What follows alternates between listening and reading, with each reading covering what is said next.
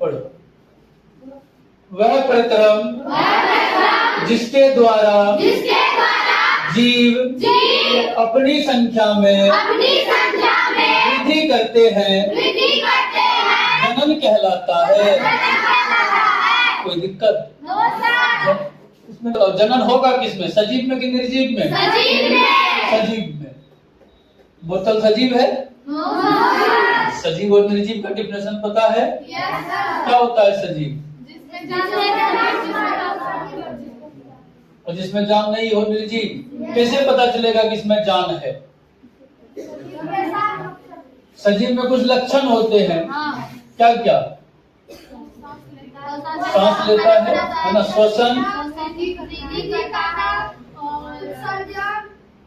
हो गया, उत्सर्जन हो गया और वृद्धि हो गया और गति भी है। मनुष्य या कोई भी जो जीव है पेड़ पौधों को छोड़ करके, पादप को छोड़ करके एक जगह से दूसरे जगह आ जा सकता है, तो वो सजीव है। और सजीव का ही लक्षण में ये आता है, प्रजनन भी आता है ना। जैसे हम बोलते हैं कि श्वसन, उत्सर्जन, उसी तरह से उसमें प्रजनन भी है। ये जनन या इसी को प्रजनन भी कहते हैं। ठीक है? में क्या होता है? जनन का एक गुण है, लक्षण है, प्रक्रम है उसमें। अब जो जनन है वो कितने प्रकार के? दो प्रकार के।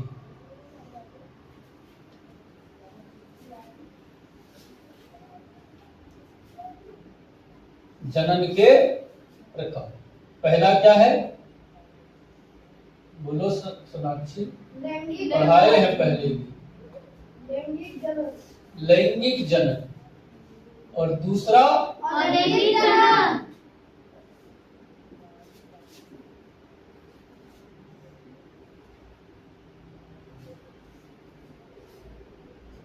इसको इंग्लिश में कहते हैं सेक्सुअल रिप्रोडक्शन, इसको असेक्सुअल रिप्रोडक्शन।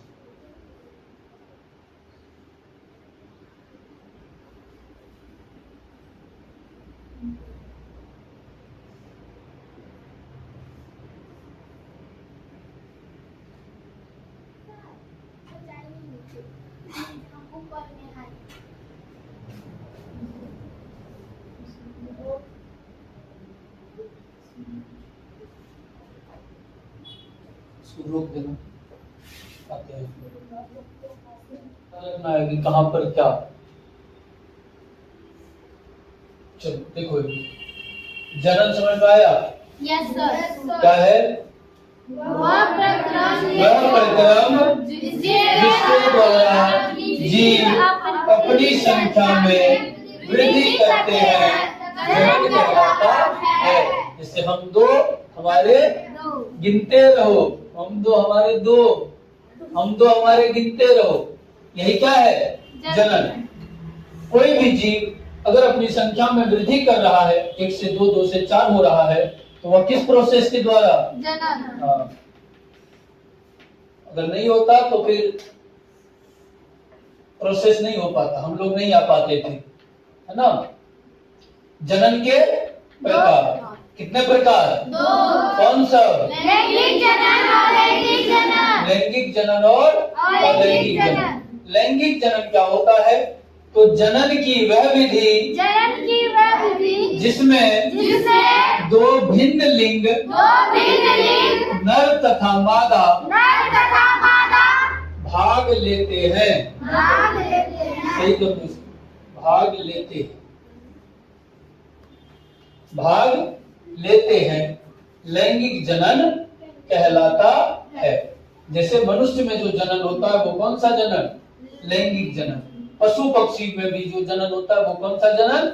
लैंगिक जनन होता है। पादप में दोनों प्रकार से हो सकता है, इसमें लैंगिक भी किसी अलैंगिक भी, वो हम लोग आगे अभी पढ़ेंगे। इसमें 2 लिंग की आवश्यकता है, एक नर और दूसरा मादा लिंग, यानी कि स्त्री और एक पुरुष। दूसरा है अलैंगिक जनन। जनन की वह विधि जिसमें एकल माता पिता द्वारा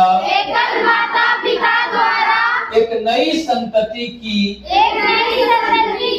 उत्पत्ति होती है, अलैंगिक अलैंगिक जनन कहलाता है। जैसे अमीबा, ईस्ट, पैरामेसियम आदि में जो जनन होता है वो कैसे होता है? अलैंगिक जनन। लैंगिक जनन जो है यह एक जटिल प्रक्रिया है, जबकि अलैंगिक जनन बहुत ज्यादा जटिल प्रक्रिया नहीं है। इसकी अपेक्षा यह बहुत ही सरल प्रक्रिया है। अब जैसे अलैंगिक जनन में क्या होता है, जैसे मान लो अमीबा है, क्या है? अमीबा है, इसमें केंद्रक होता है। अब ये केंद्रक का साइज बड़ा होगा, ये केंद्रक का साइज क्या हो जाता है? बड़ा हो जाता है, धीरे धीरे फैल जाता है, बड़ा हो जाता है, और बड़ा होते होते दो ठो केंद्रक बन जाता है ना। जैसे आटा गूंथती हुई देखिए मम्मी को, रोटी बनाते इसमें क्या करती है? ऐसे मचाड़ के तोड़ देती है, तो यह बीच से ऐसे चिमटा हो जाता है, चिपक जाता है। एक केंद्रक इसमें, एक केंद्रक इसमें, फिर ये दोनों अलग हो गया। एक ही अमीबा से यह प्रोसेस हुआ है। तो एकल माता पिता है यहाँ पर, है ना। अलैंगिक जनन में दो लिंग की आवश्यकता नहीं पड़ती है, इसमें एकल माता पिता होता है, यही इसका माँ भी, यही इसका बाप भी। लेकिन जब जो लैंगिक जनन होता है इसमें दो अलग अलग लिंग की आवश्यकता पड़ती है, एक नर और दूसरा मादा। कोई दिक्कत? हो गया लिखा हुआ सबका?